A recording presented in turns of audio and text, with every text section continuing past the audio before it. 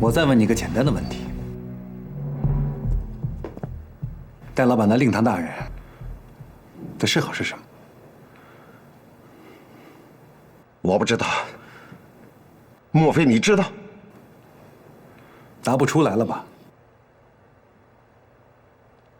戴老板的令堂大人喜欢听绍兴戏。有一年，戴老板休假，回到老家，请了戏班子来唱堂会。老人家点了一出梁山伯与祝英台的楼台会。当唱到两人互送衷肠的时候，老人家泪流满面。戴老板见了，俯身贴耳说道：“娘，这是唱戏呢，你这样让人看了笑话。”谁曾想老太太反手打了戴老板一记耳光，骂道：“儿呀，这么苦的戏，是个人都会伤心落泪的，就你这个当兵的，当的时间太长了，心肠越来越硬了，弄得个戴老板捂着脸，不知道说什么好了。”这件事情，戴老板家乡的人，谁人不知，何人不晓？你这个老乡，竟然会不知道？这事你知道吗？他肯定不知道，因为他是一个冒牌货。他提着马桶找茅房，没事找事。想死有很多种办法，跑到这儿来找死。不过，我还是很佩服你的胆量的。只身入虎穴，就凭这点儿，我看得起你。我最后再给你一次机会，答对了，我做主放你走。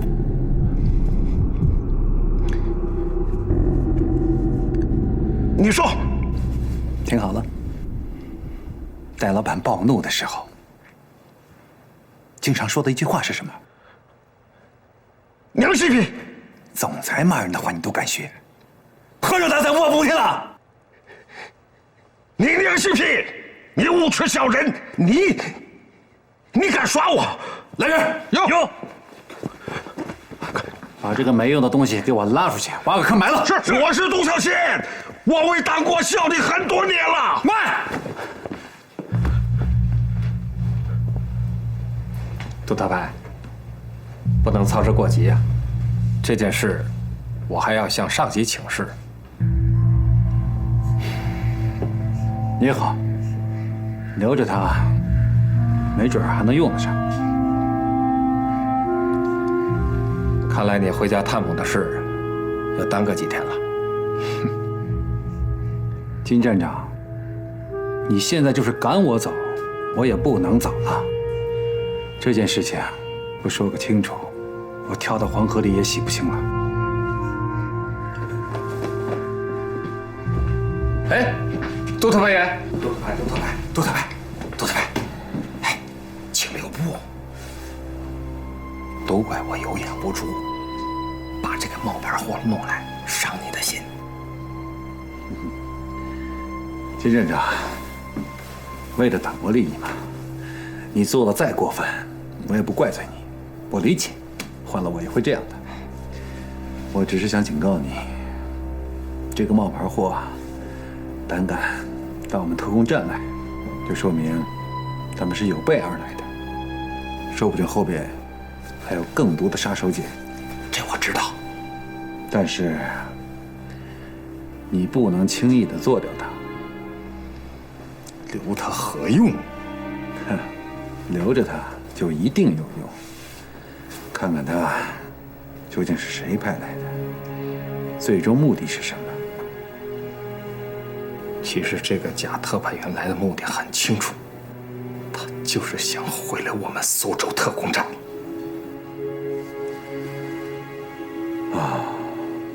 原来你肚里还明白，这我就放心了。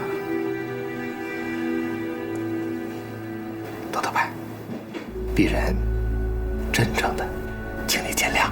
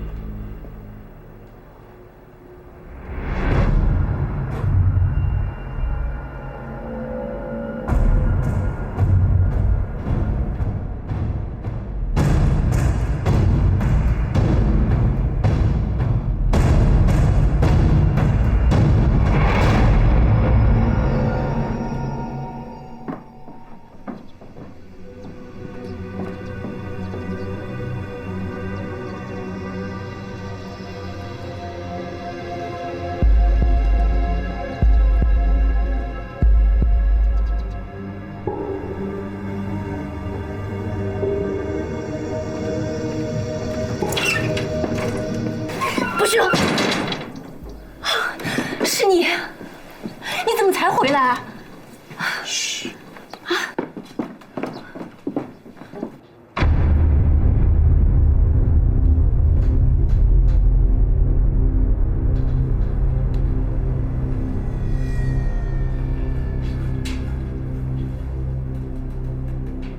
你现在还有什么话要说？金站长，你不会这么糊涂吧？我才是杜小谢，那个人是新四军太湖游击队的。你拿什么证明你是戴老板派来的特派员？为什么隔了这么长时间才出现？老兄，该说的我都告诉你了，信不信是你的问题。就是刚才那个人，半路上把我劫持到新四军一个秘密的据点里，要不是我们的人把我放出来，到现在你还见不到我。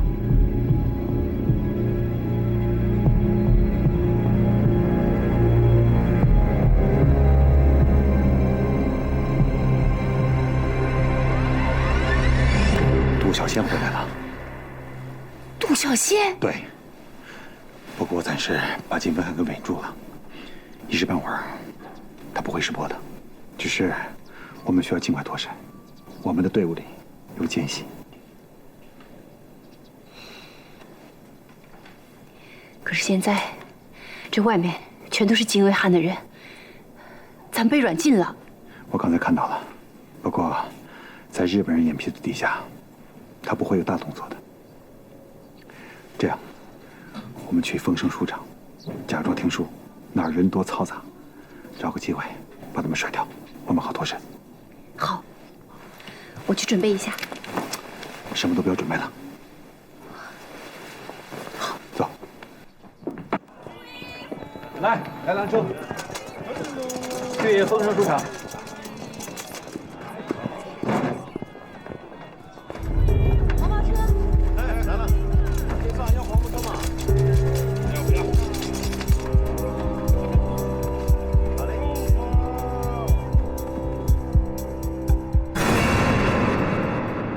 春山甲有信号了。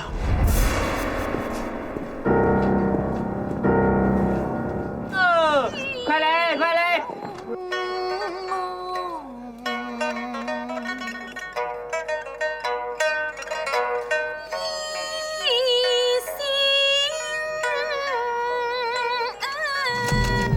紫蔷薇女儿卷的票，来，女儿卷紫蔷薇的票来买了，来。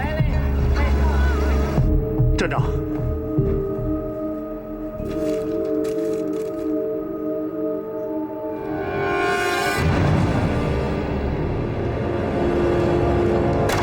来人！有。把刚才出去那个假特派员给我抓回来！就是刚才出去的那2位，他们去哪儿了？他们登去书场了。快！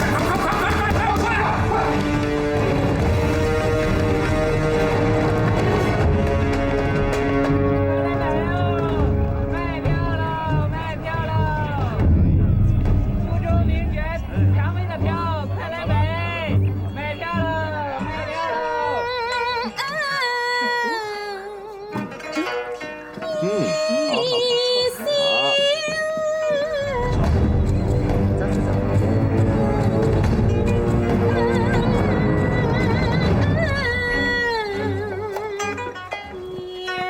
你干什么？坐下。哎，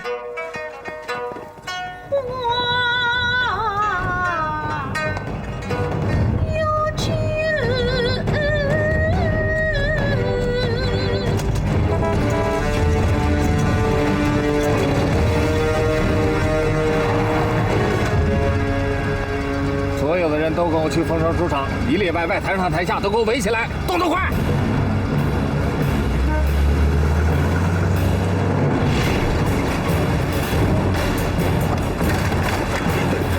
站长，他们进去了。快！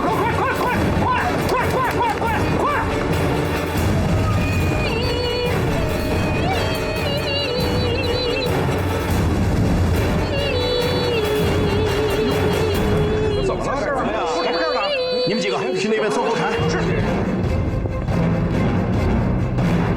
跟我来。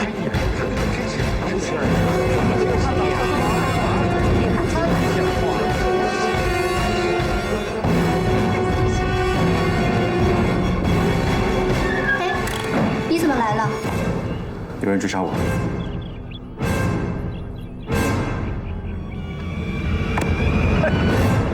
杀我！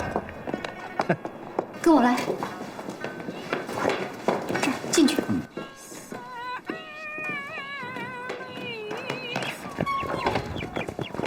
你去那边，你去那边。是。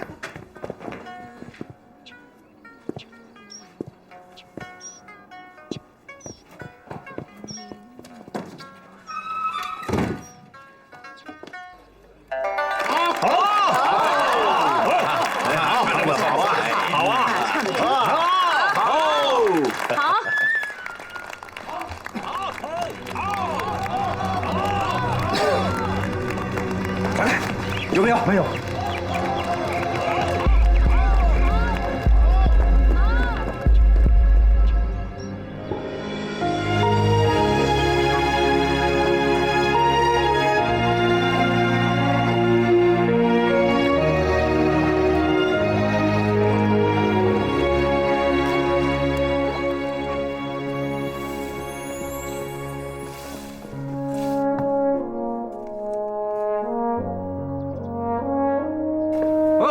报告。进来。司令，来的太好了，快坐。来，军部对我们这一次及时搞到这份清乡计划十分满意。军部首长啊，只是说，这是日伪垂死挣扎的计划，这么多新四军的高级首长和民间的抗日领袖的名字都列入了暗杀名单，长长一串啊，甚是可恶。这份计划竟然以暗杀开刀，真是有点狗急跳墙。他们把你薛司令的名字也列在里面，哼，看来胃口还真不小。密件中具体部署了军事倾向、政治倾向、经济倾向的时间、目标和内容。司令员，绝不能让他们的阴谋得逞。是啊，军部指示：一，我们要提高警惕，绝不能掉以轻心；二，我们要针锋相对，采取机动灵活的游击战术，以牙还牙。要让他们诚惶诚恐，睡不上觉。是啊，根据军部指示精神，我们纵队及时调整反倾乡部署。感谢啊，感谢你们出色地完成了任务，抓紧时间早点休息。是。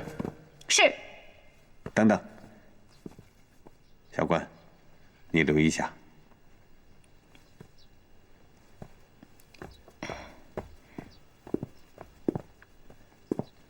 小关，告诉你一个不好的消息，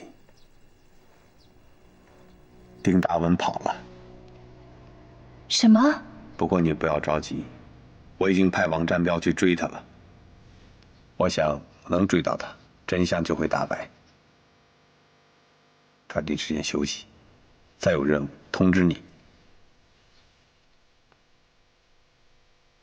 小关，小关。哦，司令员放心，我一定会处理好。去吧。是。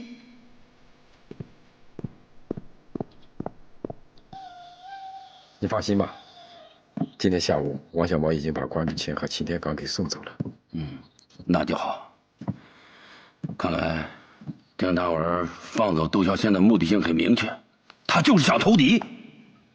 听你这么一说，这老丁太不应该了，他心胸太狭窄，个人感情上的事，怎么可以拿政治生命去赌博呢？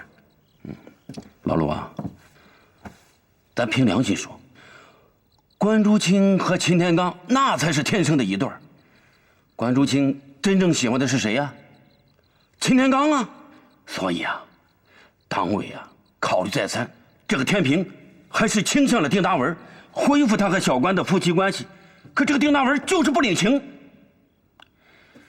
秦天刚再有错，也到不了枪毙的份上。所以我这次来，就是劝他早日归队。你说的对，现在是关键时刻，否则他会滑得越来越远，到头来他就无法收拾了。对了，老陆，我听老丁说，是你知道他原来是新四军，吩咐王小毛送他去太湖冲山岛的。哎，这样，只要是他来找你，你一定把他留住，马上通知我。我知道了。子墨，我跟你说实话吧，其实我在苏州做生意，根本就不是为了钱。祖上给我留下来的那些钱啊，是我一辈子都花不完的。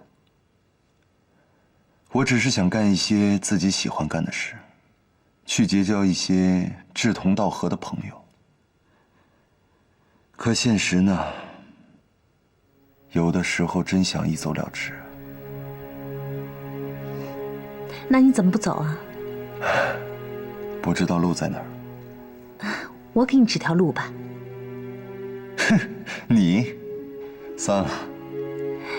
你既然一心想当抗日英雄，那就应该去投奔新四军。太湖上的新四军游击队活动频繁，你要是有心，一定能找到他们。我不是跟你说了吗？我怕我吃不了他们这种苦。再说了，我是受过高等教育的人，我怕我跟这些泥腿子合不到一块儿去啊。那你只能继续单干了。哎，咱俩合伙怎么样？咱俩都这样了，还不是合伙啊？我是说，不能拆帮的那种合伙。那你想怎么样？签个长期合同吧。请，老板，老板，你看老丁来了。哦，坐。老丁啊，这么晚到我这儿来，一定有急事吧？关竹清来过吗？来过呀。怎么了？你知道他现在在哪儿吗？你要找他呀？我现在必须要找到他。他住哪儿？哎呀，他住哪儿我还真说不清楚，这一天换一个地方。不过我有办法找到他。那你现在马上去把他找来。行。哎，但不能说是我找的，你就说是上级派人找他，有事商量。那你在这稍休息一会儿，我这就去啊。哎，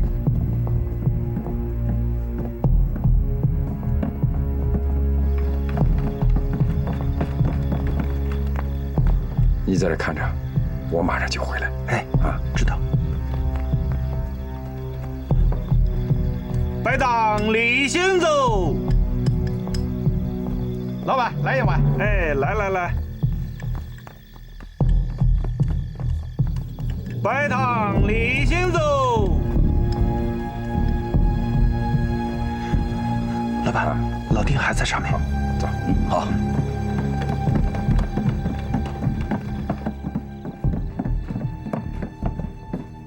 老丁，老丁，哎，我说老陆，我让你找关竹清，你把他找来干什么？哎呀，关竹清住的地方让王队长给住了，他一听你来了，一定要来看看你。我有什么好看的呀？你找不着是吧？那行，那我自己找去。老丁，听我说，你别找了。关竹清今天已经回部队了，你跟我回去就能见到他了。哎，王大队长，你什么时候也学会说谎了呀？我说谎干什么？王小毛今天刚把他送走，不行，你问老陆。的确是这样的。你们俩都别急，有话呢好好说。我到下面给你们看着点啊。我谁也不用问，谁也不信。信不信由你，但是今天你必须给我回部队。别劝我，我绝不会回去。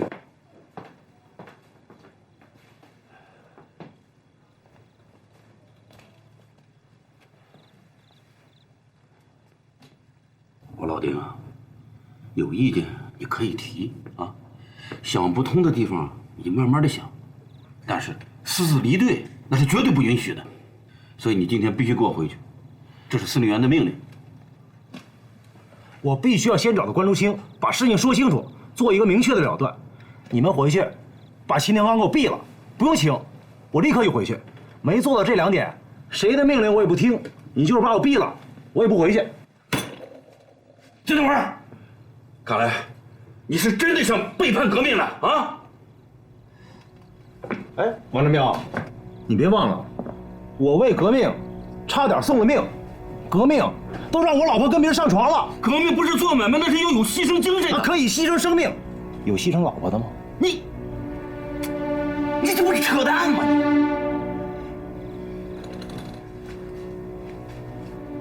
我告诉你，秦天刚那是在特殊环境中，特殊你明白吗？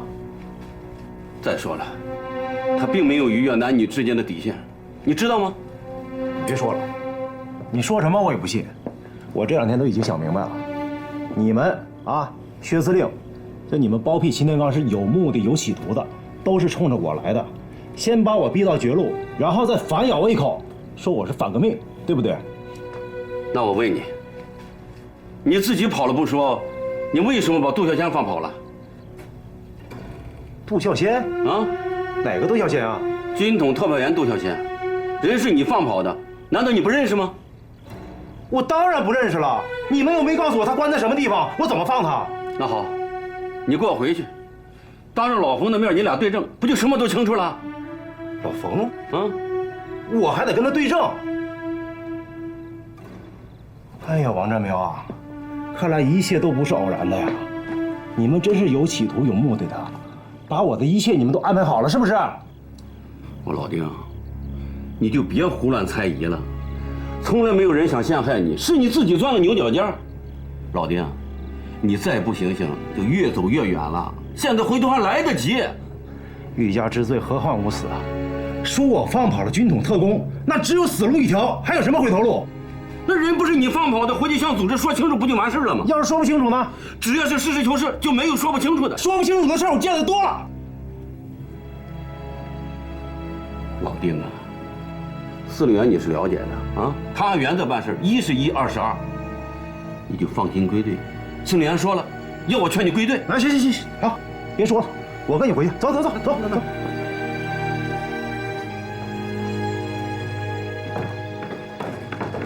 哎，老丁，王队长，老陆，回去准备船。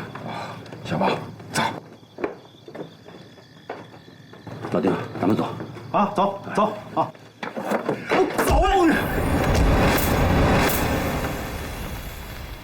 你给我站住！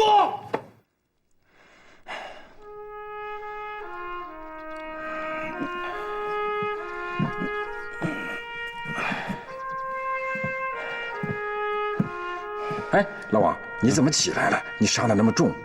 没事儿。老陆啊，我今天必须得回去。你上哪去啊？你头上的伤。没事儿，这点伤算什么？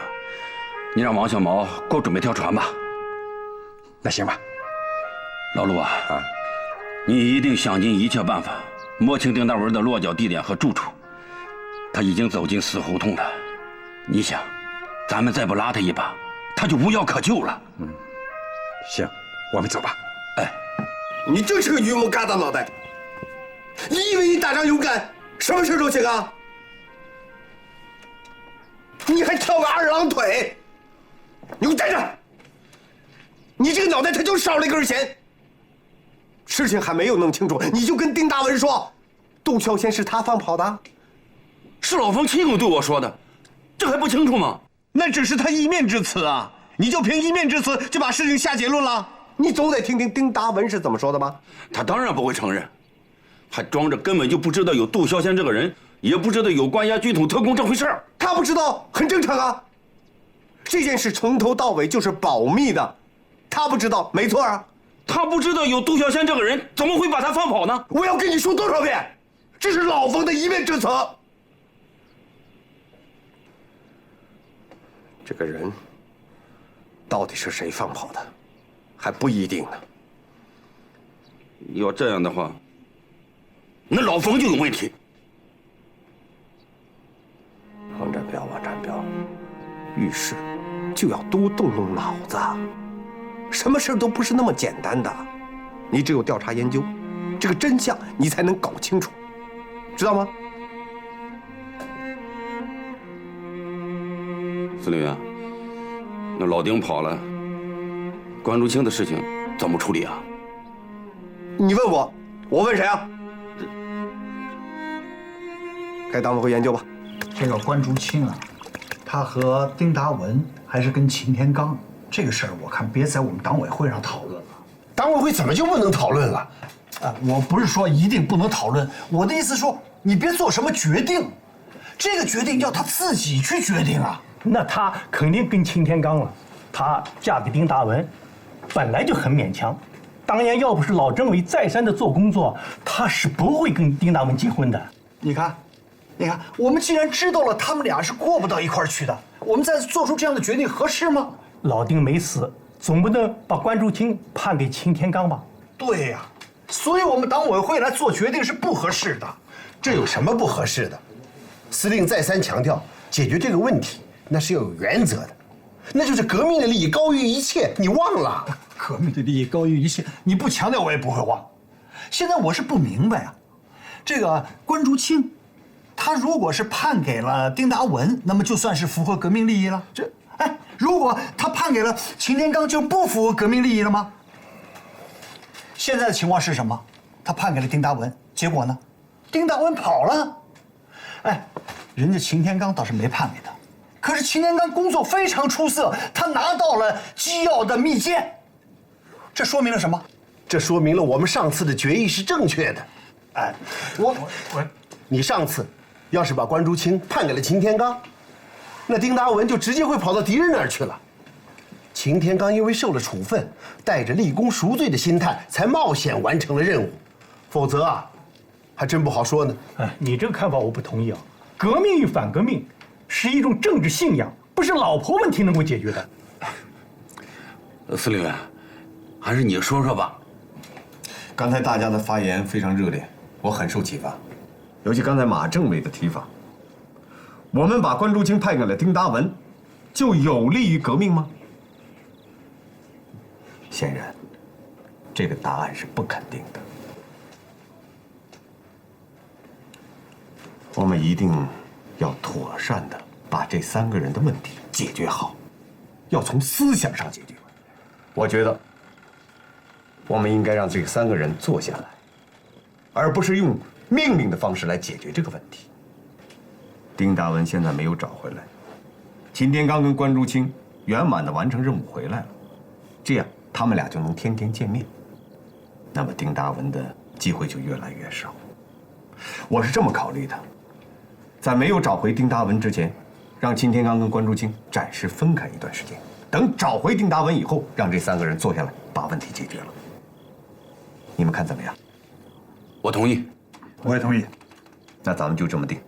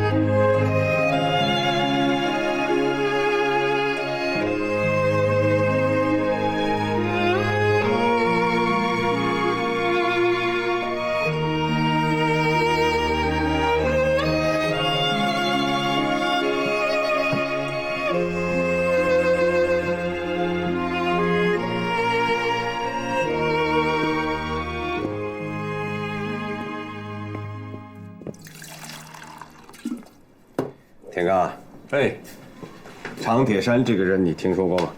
听说过，不过没见过。据说他鞭子耍得很好。大家都称他为神鞭常铁山。原来啊，他为了防止胡匪袭击，保护家乡的人们，拉起了一支100多人的队伍。现在呢，自称东太湖抗日自卫团，但是他并没有真正投入到抗日运动中来。日本人和汪伪政府一直想收买这支部队，我们也曾派田山妹去争取过他，但是他始终下不了决心，只表态不投靠日本人。日本人和汪伪政府见机有机可乘，一直想拉拢他，所以我想把这个任务交给你，去争取这支队伍，壮大我们反日伪清乡的力量。你看怎么样？就我一个人啊？还有田山妹。我的忍耐是有限度的，我再给你1个月的时间，去劝那个长铁山归顺皇军。要是不听的话，我得统统的消灭。1个月？是的。行，那我尽力而为吧。这次把你调到直属游击队，就是配合田山妹做好收编长铁山的工作。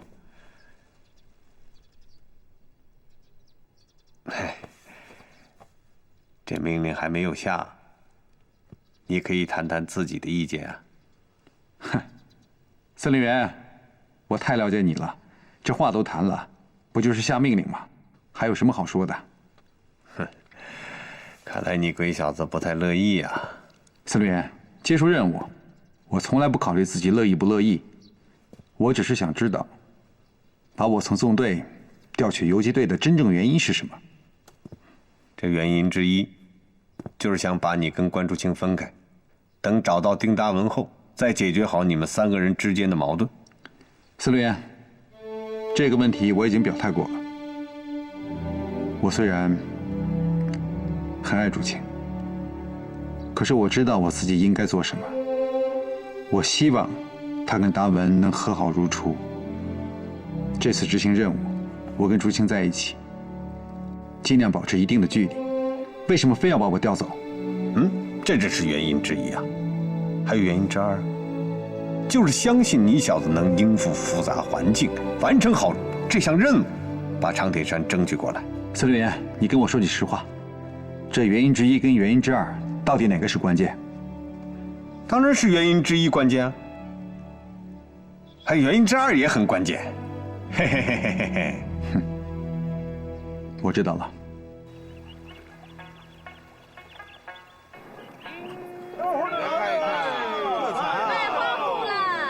特产，来看一看啊！哎，你看看这块布，啊，这颜色好吧？要这个买一块吧。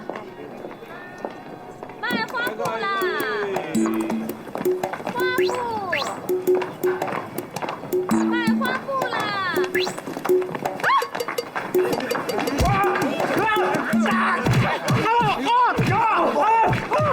这是谁啊？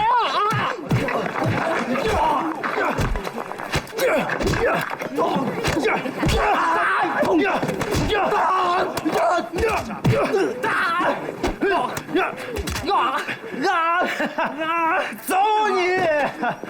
王八蛋，欺负人！快走！小日本，别跑！王八蛋！大哥，大哥，大哥，大哥，你是武当山下来的武林高手吧？什么武林高手啊？这雕虫小技在哪儿都能学会。大哥，收我做徒弟吧！哎，师傅在上，就徒儿一愿。别拜，别拜，大哥，不请这个啊！大哥，要不我请你喝个半诗酒？哎，走走走，好，哎走。师傅，跟你说件事儿，走。我没带钱。没事，我这有。哎，走。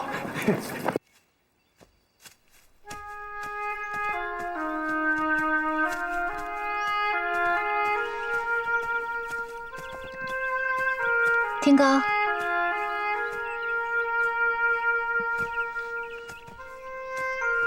我要调到直属游击队去了。你去干什么？协助田山妹工作，动员长铁山抗日。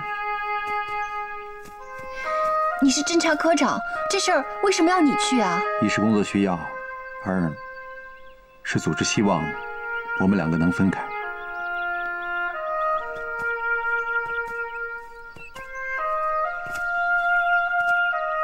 那你自己是怎么想的？我当然是服从命令。我是问你的真实想法。我的确是这样想的。我是一名军人，服从命令是我的天职，何况我们是共产党领导的新四军。另外，我们两个分开，对消除你和老丁之间的隔阂有好处。这样以后，他就不会老找你吵。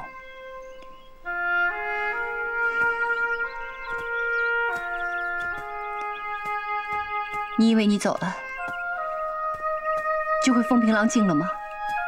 老丁就会到此为止吗？我太了解他了，他会一直没完没了的闹下去，直到闹到所有的人都不得安宁。我们是新四军，有铁一样的纪律，他不会怎么样的。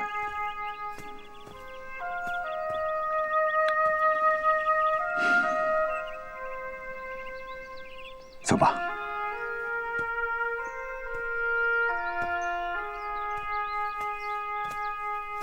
来，师傅，满着，来，走一个，来。是。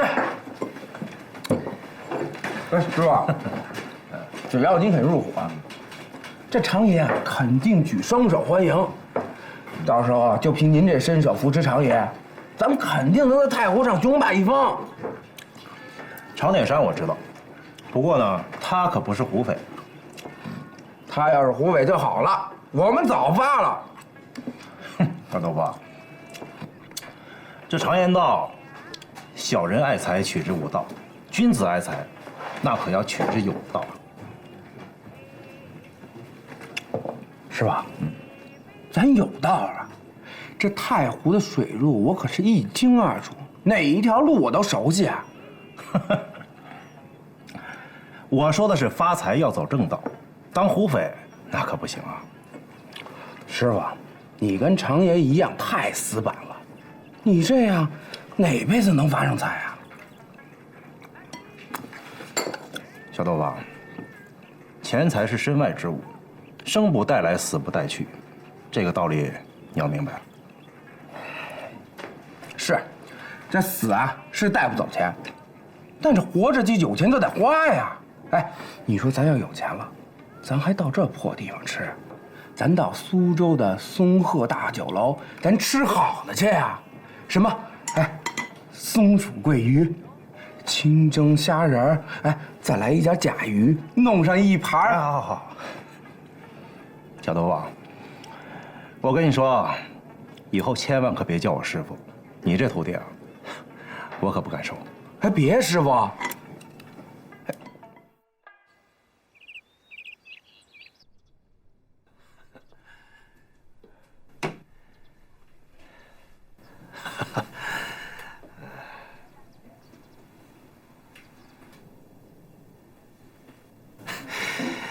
常爷，你留不留我说句话？总这么看着我干什么呀？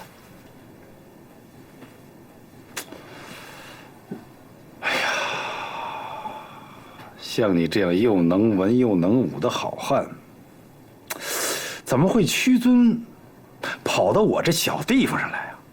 啊？哎呀，我这庙太小，恐怕供不起你这尊大菩萨呀。常爷多虑了，小弟我只是遇到了麻烦，有家不能回，我这满肚子委屈，没地方说啊。如今我是船头上跑马，走投无路。我听说常爷为人仗义，我就想在此暂留数日。啊，另外，我还想借常爷手枪一把，待我报了夺妻之仇之后，原物奉还。哎呦，这可有点难办了。哎呀，不瞒您说呀，我这儿好枪还真有几支，可我们这是定了规矩的，要么枪法特别好的，要么是能胜过我这条鞭子的才有资格使用手枪啊。不知好汉的枪法如何呀？小弟不敢自夸，常爷可也一试。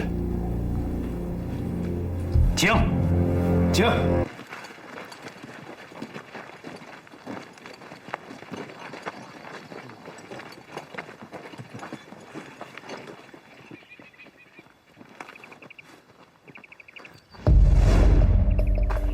常爷，请吧。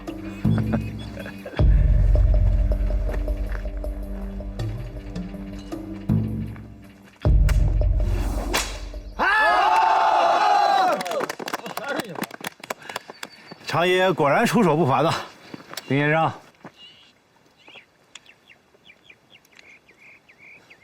好枪啊！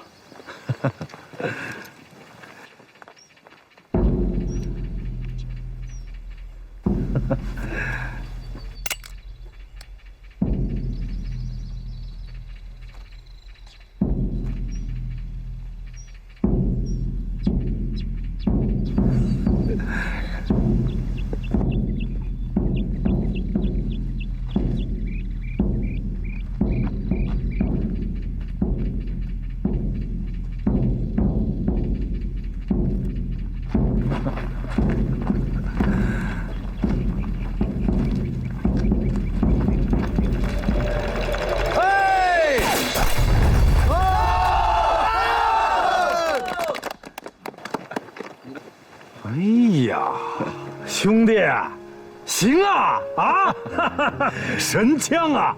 好，从今天起，就是我们这儿的二当家。好，谢谢常爷。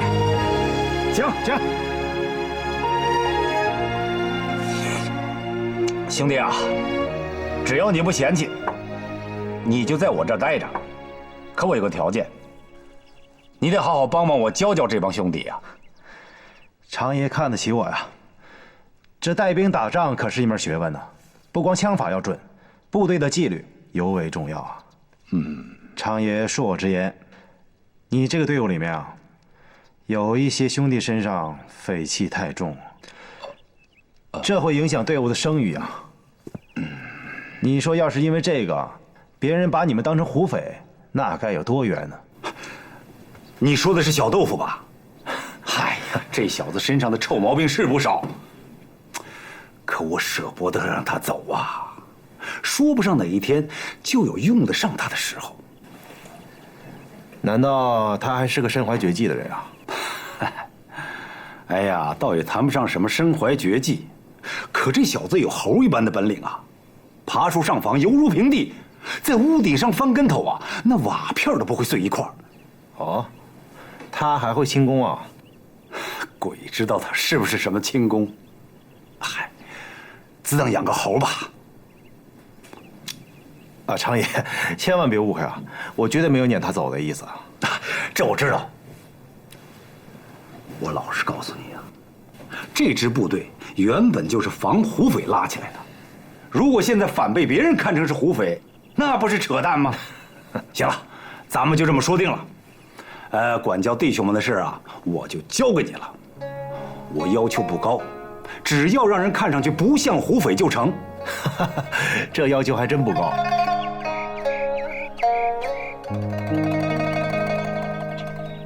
把枪都端平，你来，瞄好，来，瞄好，靠近一点，对准马歇啊！开枪！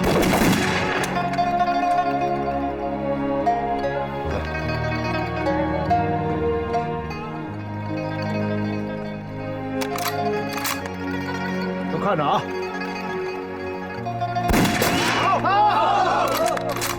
来，打一下。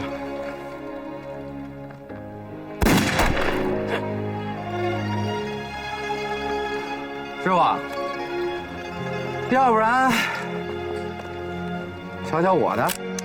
好啊，试试吧。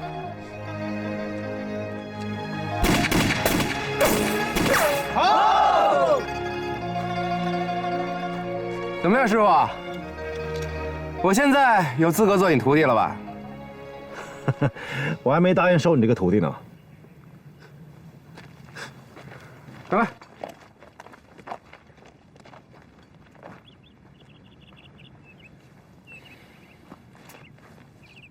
来，接着练。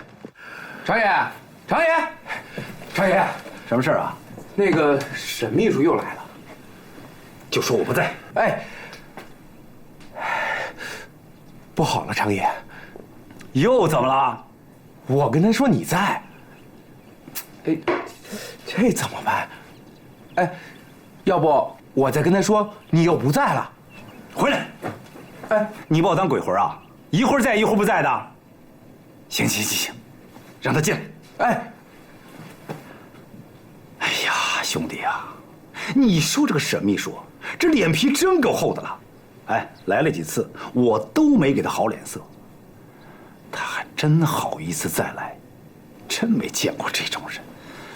他这3番5次的，说明他还不死心呢。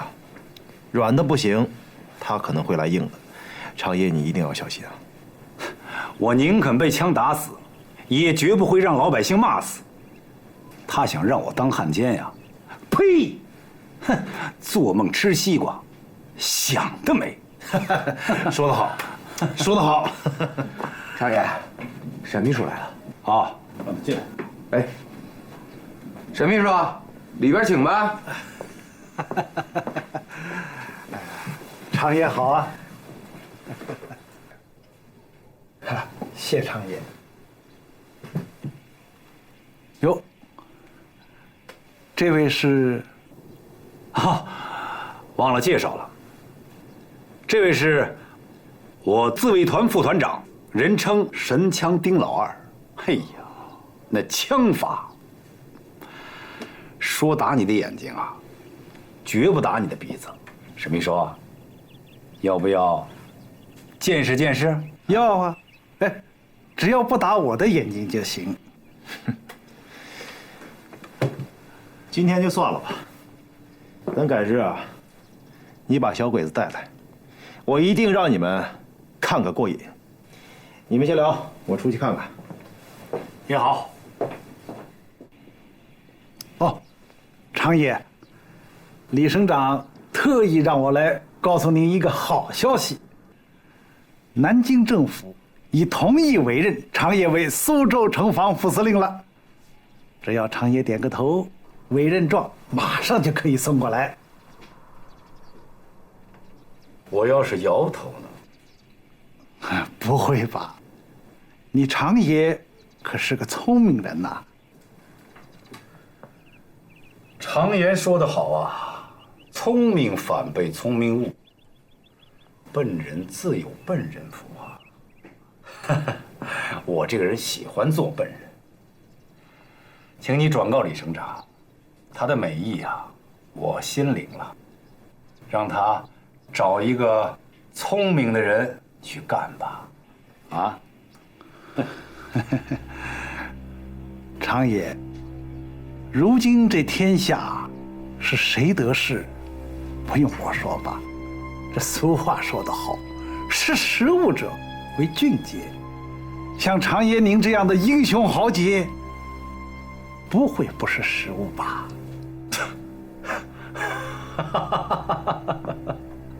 我常铁山能识虎豹豺狼，就是不识时务。爹妈生下来就这个德行，想改呀，改不了了。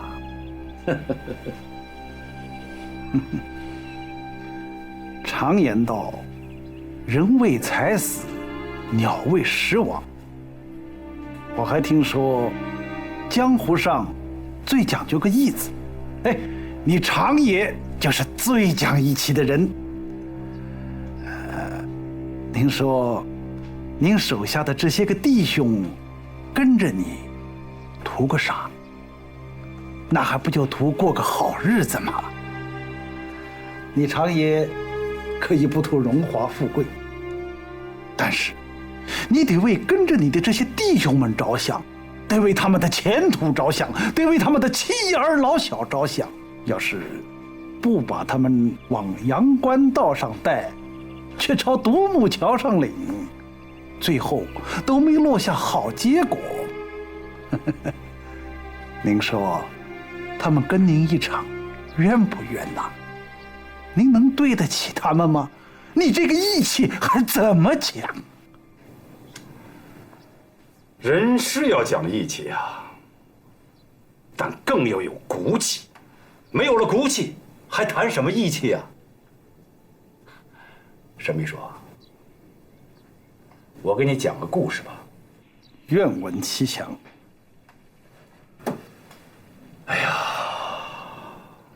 那一年啊，闹灾荒，我们是靠摸鱼挖芦根度日啊，实在过不下去了。我领着一帮弟兄们就去了后山。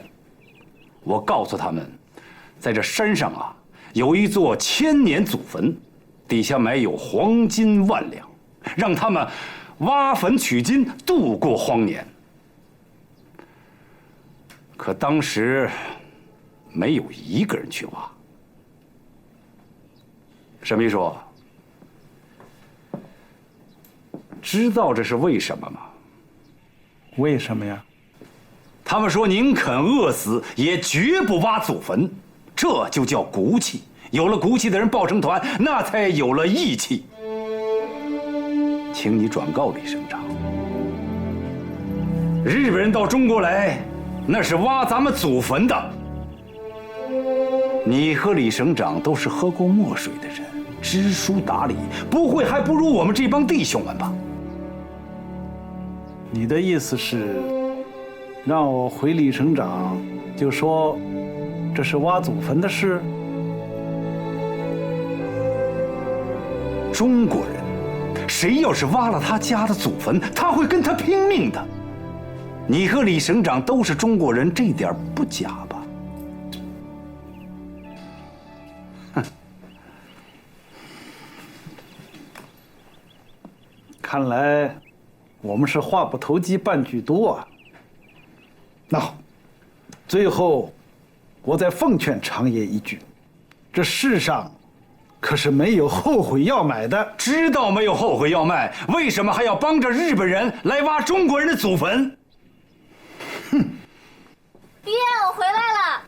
爹，走路不长眼啊！就是长不长眼啊？分明是你撞了我，怎说我没长眼？你撞疼我了，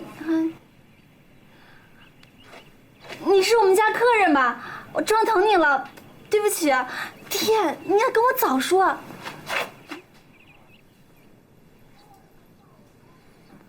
爹，你再把这种人带咱们家里来，我跟你没完！又不是我叫他来的。哎，苏克，该说的我都说了，该劝的我都劝了，他是软硬不吃啊，真是不识抬举。您说他不知好歹倒也罢了，反过来还说您是……他说我什么？他说您是帮日本人挖中国人祖坟的人。这个长铁山，总有一天我要……省长，要我说啊，想让长铁山归顺，那光靠说恐怕不行，得给他点颜色看看。那你有什么主意啊？离开长家的时候，我正好看见他的女儿了。哎呦，那可是一朵水灵灵的鲜花，哎，一看就知道长铁山视她为掌上明珠。要是咱们把他的女儿绑架了，那就不怕长铁山不老老实实归顺。这事儿一点都不难，你知道吗？长铁山的女儿叫长向梅，是我儿子李树的同学，一个抗日分子。那这事儿你去办了啊？好的。哎，快说！哎，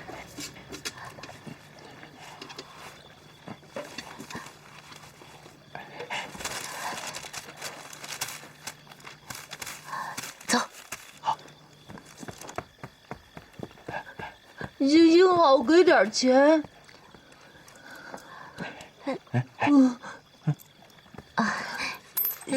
小姐。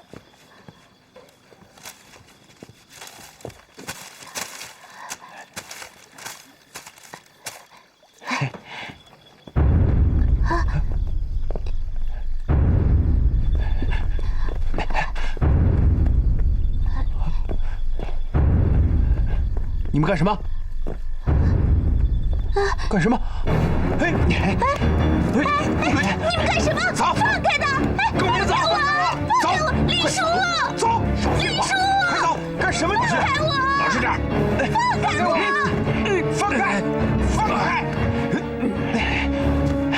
走。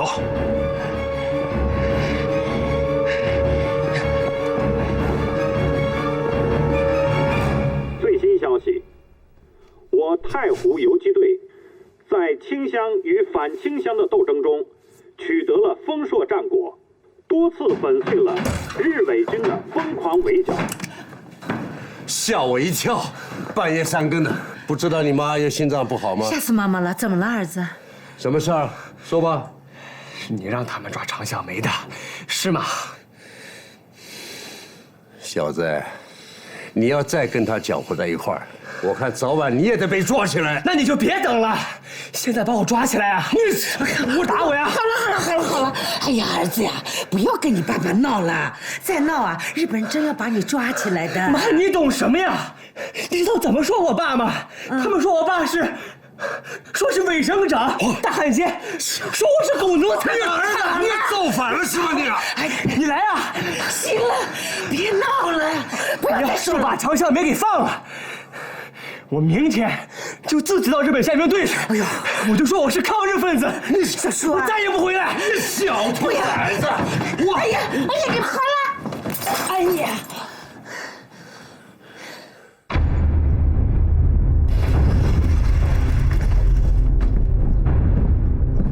请进。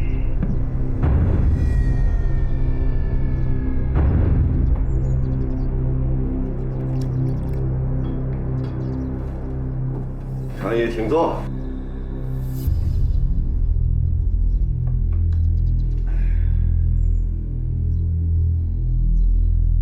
听说常爷最近爱女失踪了，不知道是否确有此事？我这个人啊，喜欢弄堂里拔竹竿，直来直去。最讨厌那种既想当婊子，又想立牌坊的无耻之徒。有什么话你就直说吧。好，痛快。那我就不兜圈子了。苏州是大东亚清乡的模范区，但是在太湖一带一直有新四军游击队活动，治安很不稳定。你那100多个人，180条枪，也是一个隐患。摆在你面前的路只有2条，一条是被新四军收编，一条就是归顺皇军。第一条是死路，你的唯一出路就是归顺皇军，为建立大东亚共荣圈建功立业。哎呀，对于这2条路啊，我都不感兴趣。桂叶先生，常言说得好啊，路是靠人走出来的。我喜欢走自己的路，我的事儿啊，你就不必担心了啊。我可以不为你担心，但是你能够做到不为自己的女儿担心吗？羊落虎口，怎不担心呀？可我不能为了救一只羊，去做把一群羊都送进虎口的傻事儿啊！生死由天吧。真没看出来，常爷是个如此仗义的人，佩服佩服。如果你要是知道落入虎口的羊是一个什么样的下场，恐怕你就会改变看法了。中国人连死都不怕，还有什么可怕的呢？啊？错，大大的错。在这个世界上，比死可怕的事情大大的有啊。你想怎么样？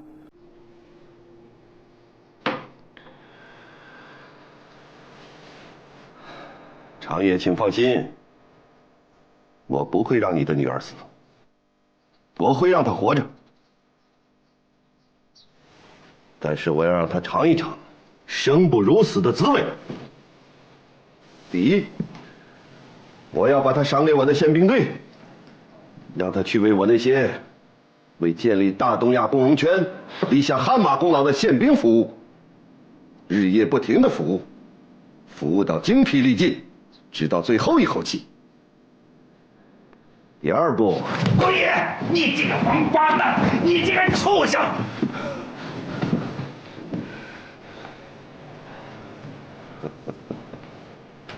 这你就受不住了。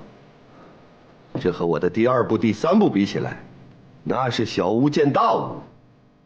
好，咱们不着急，可以慢慢的来。你，但是我的忍耐是有限度的。我给你5天时间考虑，要么归顺皇军，要么就献出你的女儿去为皇军服务。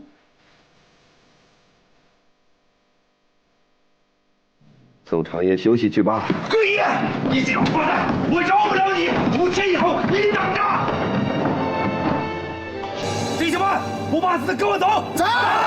长夜，等等！长夜，长夜，长夜不能去啊！长夜，你要怕死啊？你给我家里待着！走走！长夜，大家冷静一下。长夜，我不是这个意思，我也不怕死。咱们人总晚要死，但要死的值得。就你这么几个人，几条枪。你攻打日本的宪兵队，你别忘了宪兵队的背后还有中藤60师团呢。你这不明摆着拿鸡蛋碰石头吗？我宁可拼死，我也不愿意拼死。走，长夜，长夜，你连向梅关在什么地方你都不知道，你怎么救他？你万一有个3长2短的，鬼子照样不会放过向梅啊！你要有什么意外啊，那向梅怎么救？咱们留得青山在，不怕没柴烧。向梅是一定要救的。不过必须先冷静下来，研究出一套切实可行的营救方案，不然真的是赔了夫人又折兵啊！兄弟啊，嘿，我咽不下这口冤气呀！我，长夜，咱们君子报仇，10年不晚。那龟爷不是给你5天的时间吗？咱们回去好好研究一下，天无绝人之路，一定会有办法的。咱们先回屋商量一下，走，走啊！行。那我听你的，弟兄们，先散了。好。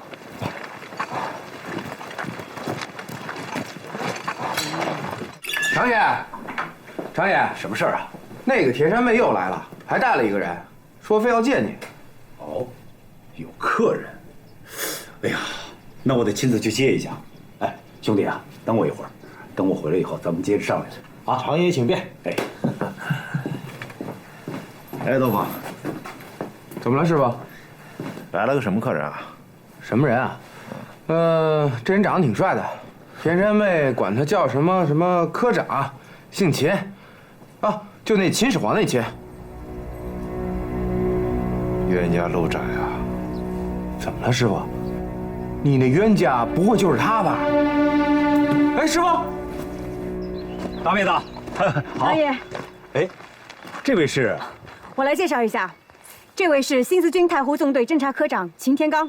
长爷，久仰久仰，彼此彼此。哎，师傅，师傅，哎，你来的正好，咱们俩的事儿，今天我就跟你做个了断。哎，师傅，你把枪给我放下，发疯了，这是我的地盘，你给我闪开！我今天绝不让他活着回去。啊！哎，师傅，师傅，师傅，有话好好说。老爷，快过去。行行行，看什么看？都散了散了，散了。秦科长，你们俩认识啊？我们2个一个部队的，他是作战科长，我是侦察科长。哦，你就是他说的那个夺他妻子的人啊？哎，这个老丁，他误会了，事情不是像他说的那样。老丁这个人比较情绪化。长爷，我这次来，1，要把他带回部队去；2，就是把这件事情想跟他说清楚，给我个机会，我想跟他好好谈一下。他这个狗怂脾气，你们俩能谈到一起啊？那也得谈呀。好，你跟我来。好。听说丁大哥以前的新四军与老秦共过事，朋友相见，怎么开这样的玩笑啊？你懂什么呀你？要是丁大哥喜欢动手，要不我陪你切磋一下？马丁，你过来。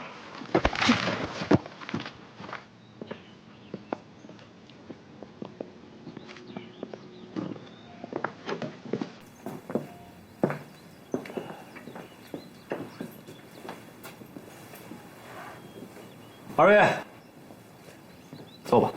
啊。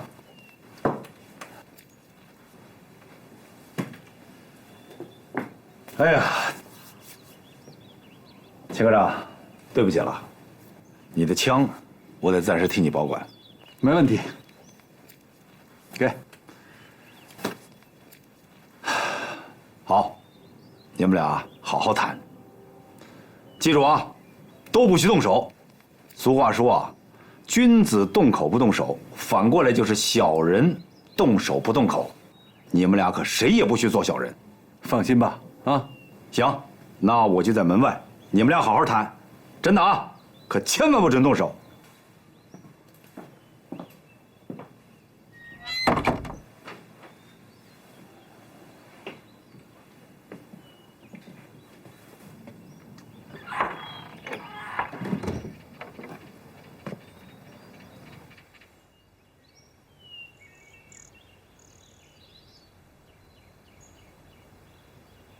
你还好吧？哼。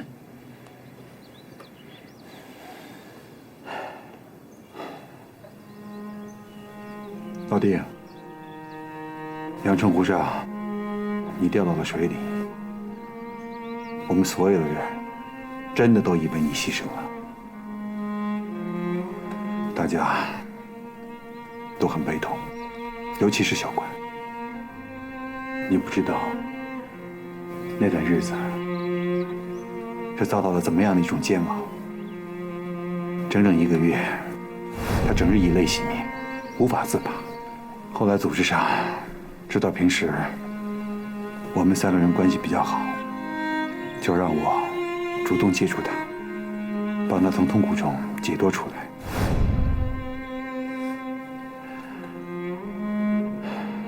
没错，在那段日子里。在我们都以为你牺牲的情况之下，我跟小关的确产生了一些感情，但是仅此而已。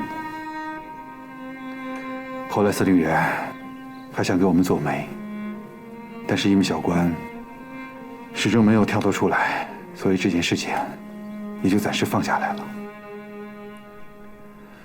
再后来，我们劫持了窦小仙夫妇。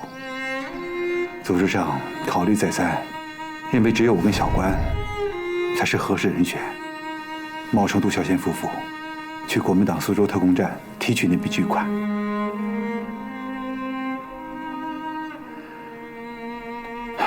到了苏州，只剩下国民党特务极其狡猾，他不信任我们，把我们2个人安排在一个房间里，只有1张床，而且加以监视。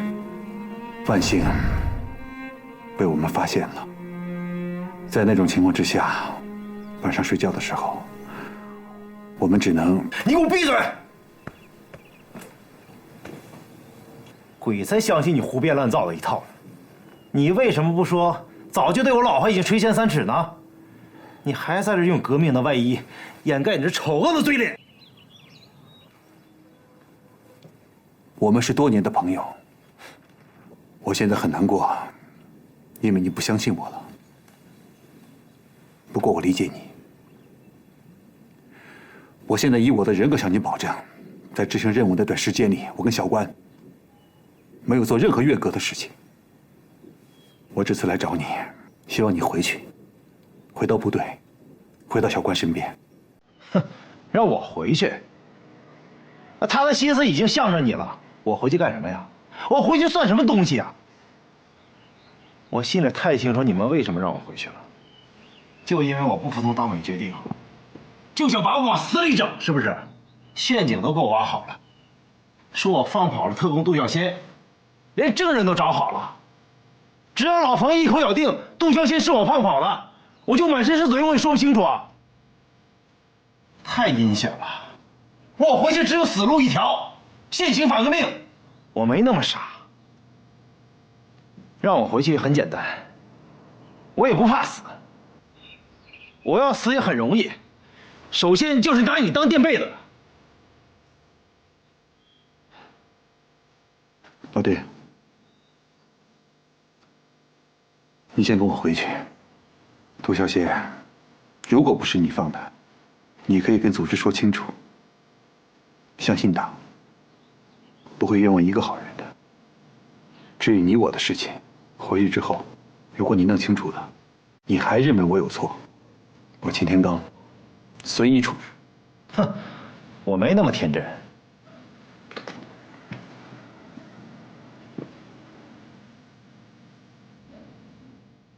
你现在情绪还不稳定，现在我多说无益。哎，你什么意思啊？你给我站住！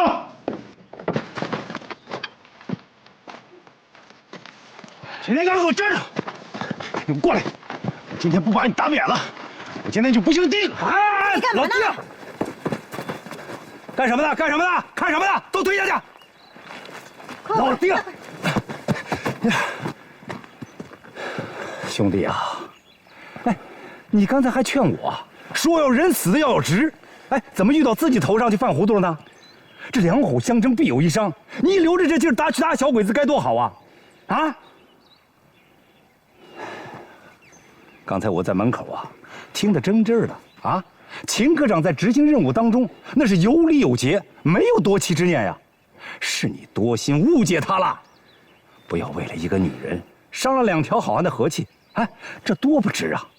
我告诉你，这是我的地盘，你要把人打死在我这儿，我可绝不答应，听见了没有？常言，这是我们俩的事，不用你管。哎，你，老丁，你呀！干嘛呀？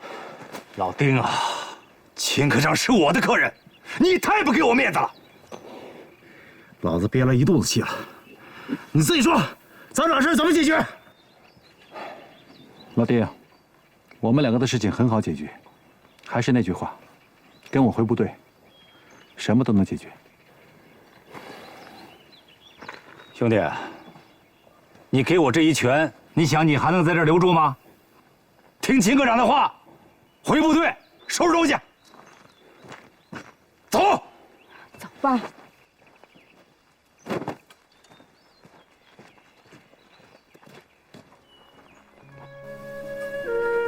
哎呀，兄弟啊，回部队好啊！我也看出来了，这秦科长啊，也不是什么坏人。他原先以为你死了，现在你又活回来了啊！人家就让你们夫妻回去团圆，这多好啊！行了，得饶人处且饶人，是吧？回去以后啊，好好跟老婆过日子，啊，知道不？哎，走吧，兄弟。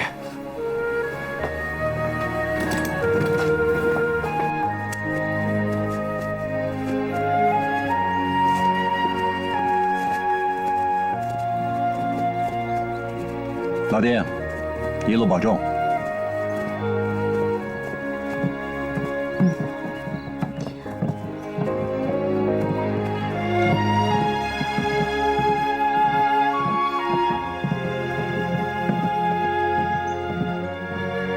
路上小心啊！一定要把老丁安全送回部队，保证完成任务。师傅，那边要是混不下去，咱就回来。就凭你这身功夫，到哪儿不能混出一片天地来？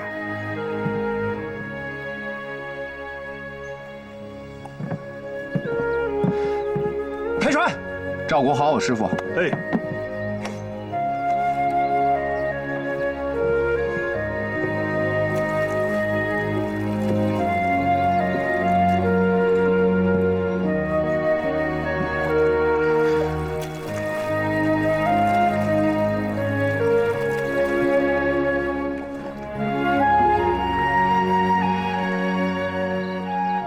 我现在以我的人格向你保证，在执行任务那段时间里，我跟小关没有做任何越格的事情。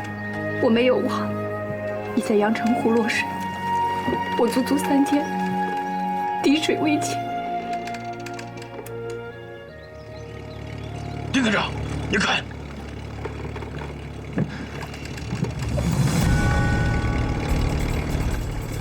准备战斗，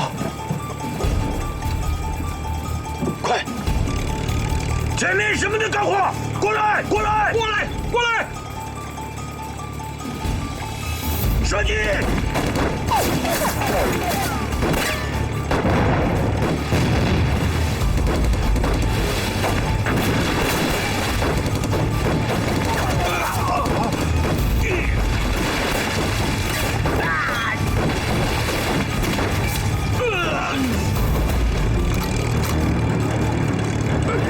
站住！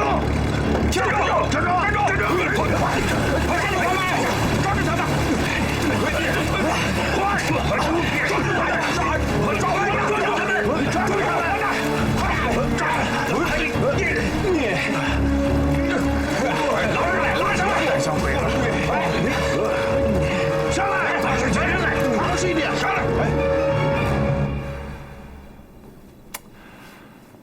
哎，秦科长啊，您说的这些话都对。这些话，这田妹子曾经都跟我说过。我这人野惯了，怕被别人管手管脚的，所以呢，我也就一直没答应。这小鬼子汉奸啊，多次来劝说，想收编我怎么能干那种出卖祖宗的事儿啊？哎，现在龟爷狗日把我女儿绑架了，逼我归顺，啊！我没别的想法，只要能救出我女儿，我马上带部队和田妹子合伙一起去打鬼子。好，有常爷这句话，我这心里就踏实了。你放心吧，你的女儿，我们一定会协助你救出来的。参加游击队，这才是正路。行，没问题。常爷，我代表直属游击队，欢迎你。哎，这不是说好先救我女儿吗？你先别急呀，啊！我跟田妹子去侦查下情况，回来之后，我们制定一个详细方案。行，那我听你的。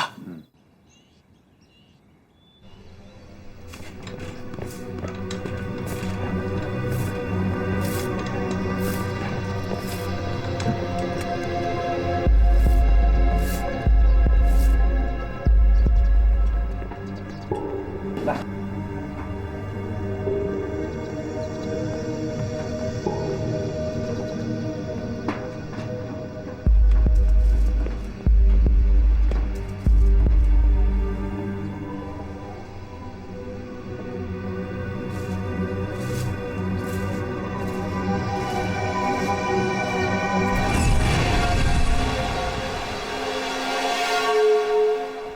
你干什么的？快快离开这里！扫地的。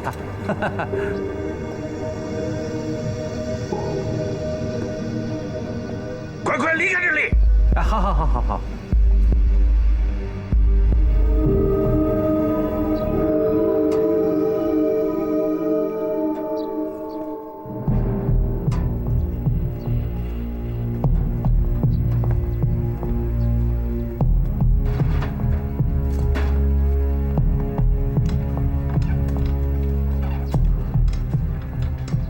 现在看来，营救向梅比我们想象的难度要大。整个宪兵队有300多号日伪军，装备精良，戒备森严。尤其是关押向梅的那个牢房，也派了重兵把守，他们一定是防着我们这一手。我就是拼着老命，也要把那间牢房的门砸开。常爷，您先别激动，蛮干是肯定不行的，得要想办法。哎呀，这打仗就是你死我活的拼命，还有什么办法好想啊？现在不能强攻，只能智取。怎么智取？你先别急，让我好好想想。哎呀，这不等于没说吗？啊，这个强攻又不行，智取又没办法，那我女儿只有等死了。这龟野可只给了我5天时间，现在3天都过去了，还有2天。如果再没有办法，那我只有强攻了。长爷，强攻是肯定不行的，还有2天，我们一定要好好想想，肯定会有办法的。哎呀，天！现在要是有个诸葛亮就好了。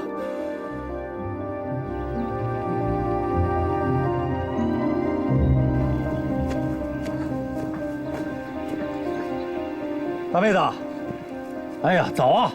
早啊，长爷，昨晚你没睡好吧？哎呀，哪睡得好啊！最后的期限还有2天了，你说怎么办呢？这事儿。要不这样吧，待会儿和老金商量一下。哎呦，早啊，秦科长啊！刚才啊，我和大妹子商量了一下，他们那100多人，我这100多人，加起来也有200多号人啊。大宪兵队，我看不成问题。